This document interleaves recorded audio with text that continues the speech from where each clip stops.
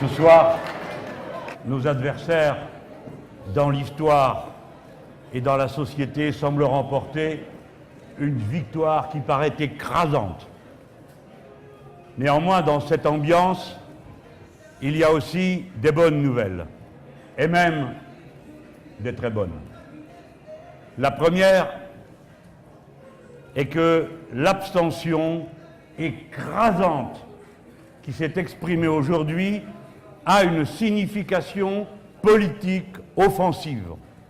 Notre peuple est entré dans une forme de grève générale civique dans cette élection, faisant ainsi la démonstration de l'état d'épuisement d'institutions qui prétendent organiser la vie de la société avec un mode de scrutin où une minorité étriquée a tous les pouvoirs.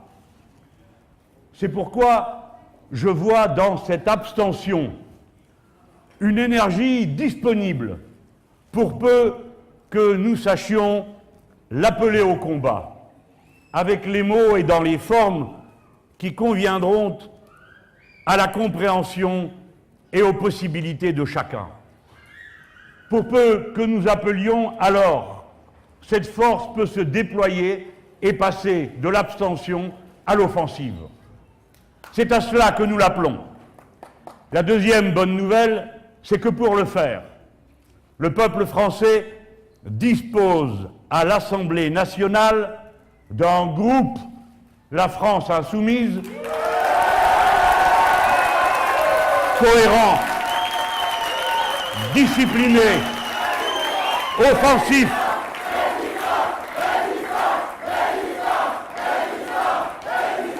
et c'est lui, avec tous ceux qui voudront le rejoindre et qui sont les bienvenus, dans un combat où l'on cherchera toujours à rallier le maximum de ceux qui veulent entrer dans la lutte. C'est lui qui appellera le pays, le moment venu, à une résistance sociale. Et j'informe le nouveau pouvoir que pas un mètre du terrain du droit social ne lui sera cédé sans lutte.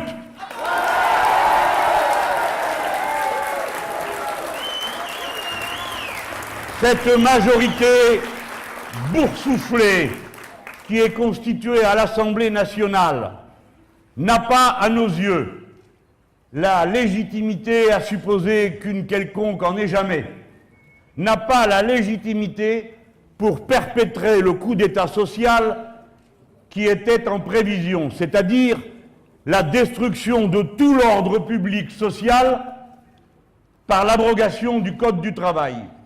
Cette majorité n'a pas la légitimité pour transformer le régime des libertés publiques dans le sens restrictif qui était prévu par l'idée de faire passer dans la loi ordinaire les dispositions, pour le coup vraiment extraordinaires, de l'état d'urgence. Non, elle n'en a pas la légitimité. C'est au contraire la résistance la plus totale qui est légitime dans cette circonstance. Et c'est la raison pour laquelle je dis que le nouveau pouvoir, s'il juge que c'est vraiment la nécessité pour le pays et que cela est conforme à son intérêt, alors il faut qu'il procède par la voie la plus démocratique qui est en son pouvoir, c'est-à-dire que le peuple français soit consulté par référendum pour savoir si oui ou non il veut de ce que cette minorité prétend lui imposer. Voilà, mesdames et messieurs, mes bien chers amis,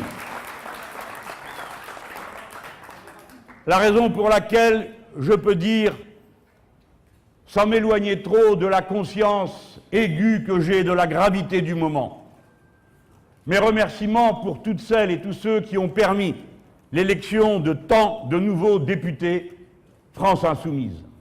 Notre mouvement a à peine un an, je le sais bien, et nous marchons sur des sentiers inconnus de nous. Nous allons donc tâcher d'avancer en ayant toujours à l'esprit d'abord que c'est notre utilité pour les autres qui justifie notre existence. Je me réjouis de voir tant de jeunes hommes et de jeunes femmes, pour certains, et non les moins nombreux, à peine trentenaires, devenir vos porte-paroles. La jeune génération est là. Le combat est assuré en toute hypothèse de sa pérennité. Bien sûr, j'ai de la tristesse pour tous ceux qui auront, à la fin de leurs efforts, eu l'unique récompense de toucher de près du but, hélas sans l'atteindre. Ils vont me manquer, je vous le dis.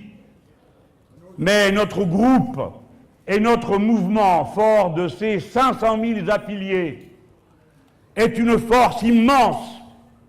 Une élection est une élection. Ce qui compte, c'est la permanence, la fermeté des convictions et les formes d'organisation qui les portent. Eh bien, tout cela a été atteint, tout cela a réussi. Le peuple français n'a donné aucune chance aux survivants de l'ancien monde et il nous a désignés pour dorénavant porter devant le fanal du combat. J'appelle, comme à l'Assemblée, dans le pays, dans les villes et les campagnes, à la formation partout d'un nouveau front populaire, politique, social et culturel, capable de rassembler dans toute leur diversité de méthodes d'action, de pensée, toutes celles et tous ceux qui savent et qui ont compris que le moment de l'histoire qui se présente devant nous s'écrit avec un grand H et que nous allons choisir d'une façon ou d'une autre encore, dans les mois et les années qui viennent, dans quel monde nous voulons vivre, dans quelle société nous voulons vivre, c'est-à-dire que l'espérance d'un monde des jours heureux reste intacte, à la condition que dorénavant, la force de l'abstention devienne la force de la révolution citoyenne. J'ai un ajout à faire entre nous. Quand je suis arrivé là, je ne savais pas, mais il paraît que TF1 m'annonce élu à 60%.